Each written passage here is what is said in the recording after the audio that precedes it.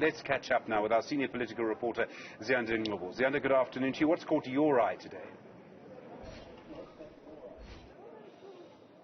Well, Stephen, I'll tell you what, not much has been happening in terms of the content that the media was able to get, barring, of course, those opening remarks and the opening address by President Cyril Ramaphosa and the heads of state. But interesting comments, though, coming from our very own President Ramaphosa. One thing that stood out for me certainly today is what seemingly him addressing the perceived or real bullying from the West. He has raised concern about the abuse of financial systems in geopolitical tensions, really hitting out at probably the U.S., I'd say, Stephen, given the fact that here at home we had to deal with our own, the U.S. ambassador to South Africa, Ruben Brigety, making those startling claims about weapons from South Africa being loaded onto that Lady R vessel in Simonstown late last year. That report not being made public, but certainly it's an extension of the geopolitical tensions happening,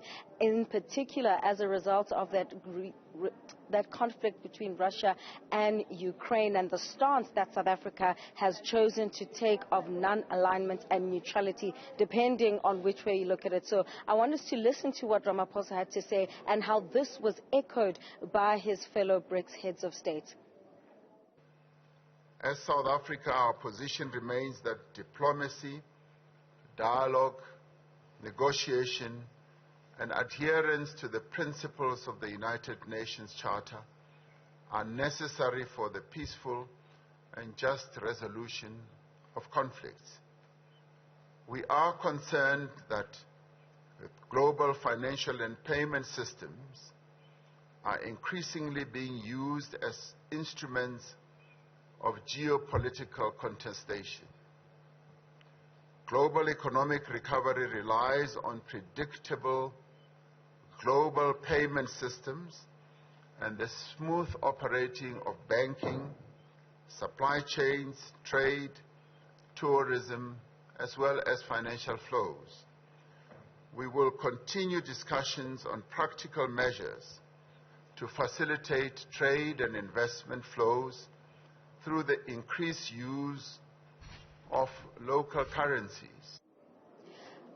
I tell you what, it seems that the BRICS leaders are very united when it comes to this issue of territorial sovereignty and their interpretation of the UN Charter when it comes to talking about this very topic. In fact, Brazil's Lula da Silva speaking about how the conflict between Russia and Ukraine is affecting in an adverse way emerging markets. I want us to play that bite as well.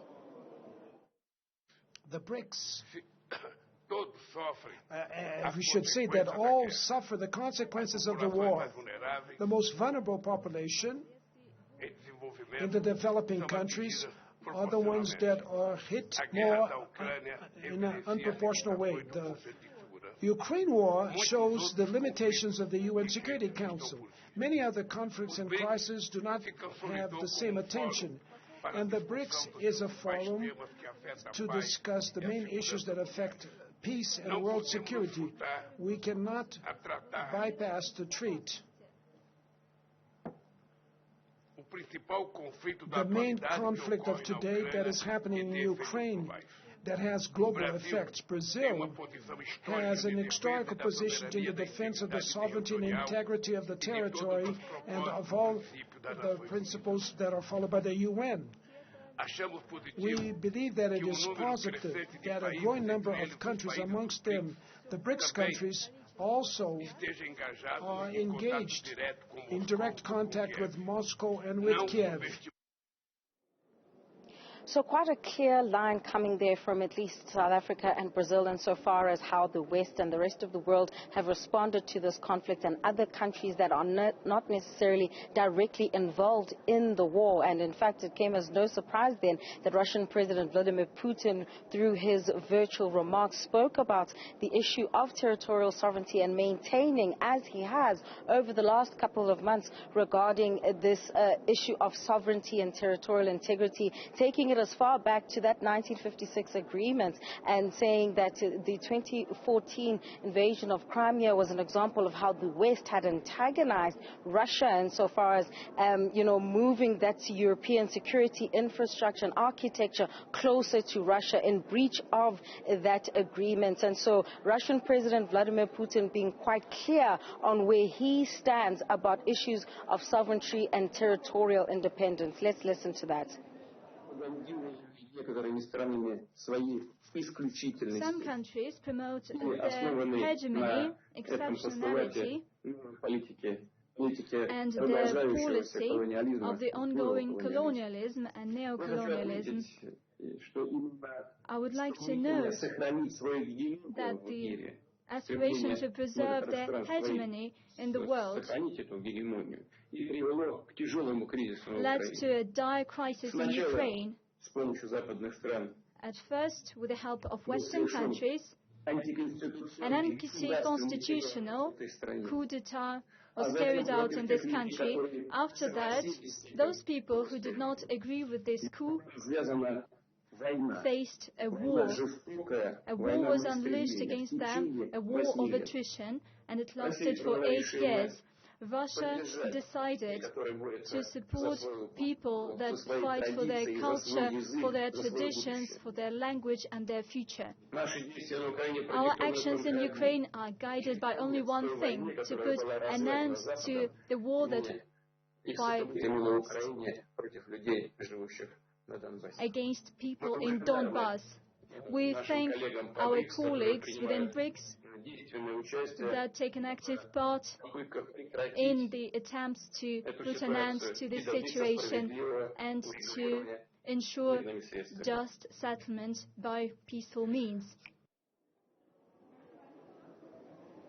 So we're at the end of day 2 of the BRICS summit. What's happened so far? Let's track back what happened yesterday. The biggest thing that came out is China is seemingly going to back Africa's call to have a permanent seat on the UN Security Council. Today, the discussions, as you've heard, centering around what's happening on a geopolitical level on the global landscape, but also looking then and pretty much signing off on the fact that a BRICS expansion is here, and what we're currently dealing with is the criteria and preconditions that would allow then for countries to join the BRICS. And there seems to be a lot of debate around this. Some within the current BRICS formation not really keen on the expansion, on the so-called de-dollarization, which we know that South Africa isn't keen on using that particular term because then it infers an anti-West agenda, but rather an alternative currency. That discussion is also expected to continue today and well into tomorrow, and we'll hear then whether or not in terms of the trade between these countries and the rest of the world, in particular the African continent, whether it will be on a currency-to-currency basis or whether we'll be seeing an alternative financial system in the formation of a new currency.